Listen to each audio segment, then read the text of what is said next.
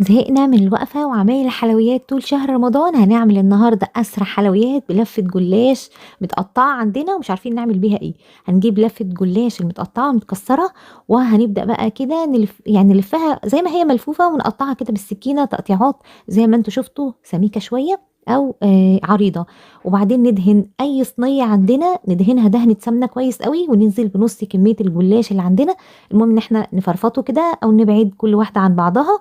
وبعدين نجيب كوباية إلا ربع من السمنة. هنحط دلوقتي نص كمية الكوباية إلا ربع دي في الجزء ايه من تحت كده على الوش، علشان نبدأ نحط النص التاني من فوق. هجيب بقى اي مكسرات عندي، يعني انا عندي دلوقتي جوز هند وسوداني مجروشين او حتى مطحونين طحن ناعم، وممكن تحشوها اي حشوة انتوا عايزينها. هنوزع كده المكسرات بتاعتنا على الجلاش، وهنسيب بس كده حاجة بسيطة من الأحرف، مش هنحط عنده الحروف خالص. هنجيب النص التاني من الجلاش، وبرضو نبعد كل الجلاشات عن بعضها، ان احنا بنرفعها لفوق كده، ونحاول على قد ما نقدر منخليش اتنين لازقين في بعض. وننزل بباقي كمية السمنة. عندنا السمنة كوباية الا ربع من السمنة، انا مدوبها على النار كده. دلوقتي عندنا كمان ربع كوباية من الحليب، هنزل بيه على الوش، وهحط كمان معلقتين كده من القشطة كبار، هوزعهم كده حتت صغننة على الوش. وهكون مشغلة الفرن بتاعي على درجة حرارة عالية 200، وهحطها على الرف التاني من تحت، وهبدأ اتابعها. مش هتاخد معايا اكتر من 15 دقيقة، هتحمر من تحت ومن فوق.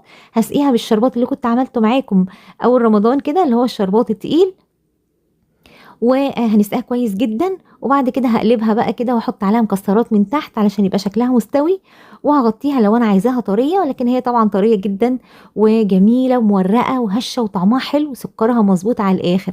سقيتها بقد ايه من الشربات؟ يعني حوالي كوبايه كده من الشربات الا حاجه بسيطه.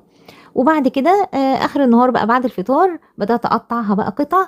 هتطلع بقى بصوا مورقه كانها كده فطيره مسكره، مش قادره اوصف لكم قد ايه سهله وطعمها حلو ومورقه، كاني مسكت ورقه ورقه ودهنت بينهم سمنه.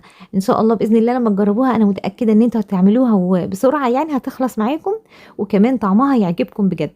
اسرع حاجه ممكن تعملوها الايام دي، لان احنا طبعا مش فاضيين ان احنا نحضر حلويات. بصوا شكلها ذهبي من فوق ومن تحت. هتاخد في الفرن وقت قليل، المهم المتابعه علشان ما تتحرقش منكم. ما تنسوش بقى اللايك لو عجبكم الفيديو.